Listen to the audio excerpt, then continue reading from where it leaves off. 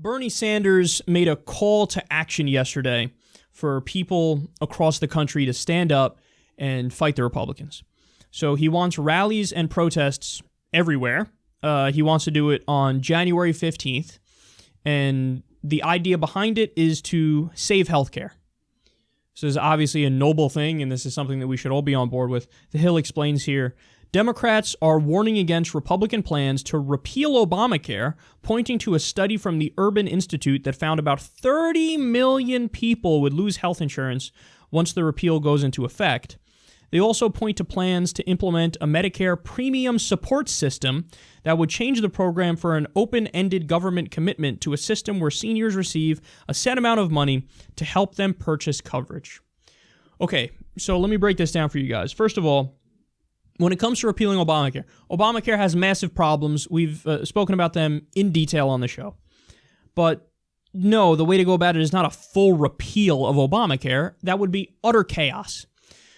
So if they do that, 30 million people lose their health insurance once the repeal goes into effect. 30 million people. Okay, that's a fucking problem, man.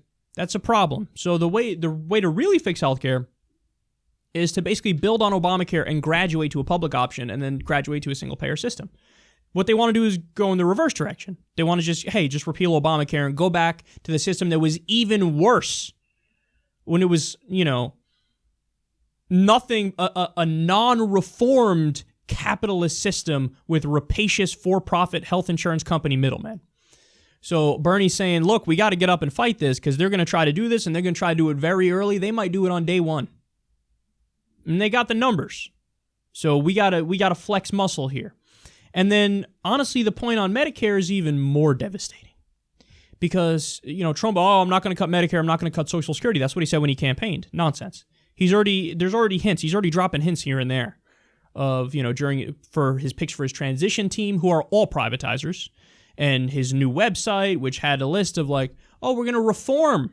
We're not going to cut it. We're going to reform it. Anytime they say reform, replace that in your head with cut or privatize, because it's one of the two, bitch. It's one of the two. So the premium support system goes from, it's an open-ended government commitment. So in other words, under Medicare, open-ended government commitment. Whatever happens, they step in and they fund it. It goes from that to a system where seniors receive a set amount of money to help purchase coverage. In other words, they're going to screw you. It's no longer the government, Medicare being a single-payer system for older people within the country. That's no longer the case. They're trying to semi-privatize it. Hey, we'll give you money up front. So you think it's a good idea. Oh, they gave me money. This is great. And this goes towards healthcare. It's a set amount of money. So if you go over it, you pay for it. Medicare right now is much more liberal and open-minded. It's a single-payer system. Okay, hey, you're in trouble. You got hurt. The taxpayer funds it. As it should be. They're saying, no. We'll give you a block grant, and then if you go over, you go over. What are you going to do? You got to pay for it. We got to fight. We got to fucking fight, man. And, man, it's going to get bad. It really hit me, even though Trump made shitty appointments, and we discussed that quite a bit, it really hit me how bad the Trump era is going to be on the issue of Israel. Because if you remember, during the primary, he caught a lot of heat for saying a reasonable thing on Israel-Palestine. He said, I'm going to be neutral. I'm going to be a neutral arbiter to try to get a peace deal. He said that, and the establishment media lost their shit. How dare you be neutral? Obviously, we got to be 100% on the side of Israel and say, fuck the Palestinians.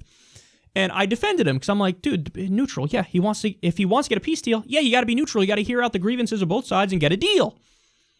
But he caught shit for that. Well, now since he got elected, and since the UN said, hey, illegal Israeli settlements are illegal, most obvious, banal, toothless resolution ever, unquestionably true, he flipped out and he's been arguing 100% on the side of Israel, and now Netanyahu's sucking up to him, and it looks like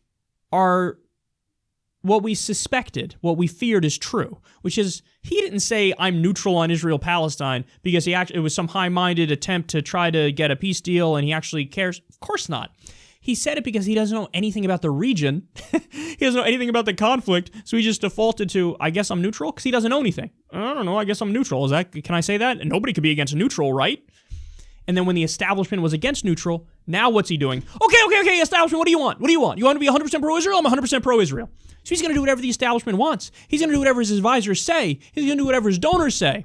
So when his donors tell him, when his advisors tell him, when the establishment tells him, here's what you're going to do. You're going to privatize Medicare. Here's what you're going to do. You're going to totally repeal Obamacare. Here's what you're going to do. You're going to let Wall Street regulate themselves. You're going to do total deregulation. That's what you're going to do. He's going to go, yes, sir. Yes, sir. All I want is a pat on the back from other rich people. I want to be loved by everybody on the cocktail circuit. I'll do whatever you want.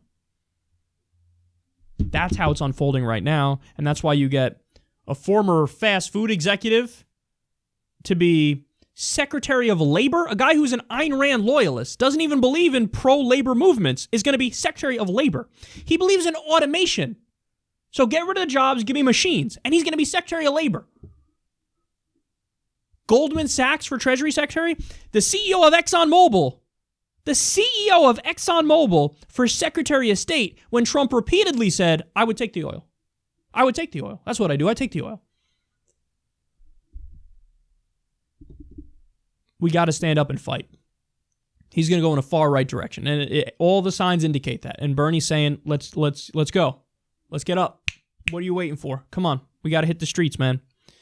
We got to hit the streets. Look at this. 30 million people are going to lose their health insurance when they repeal Obamacare. They're going to at least partially privatize Medicare. We got to fight.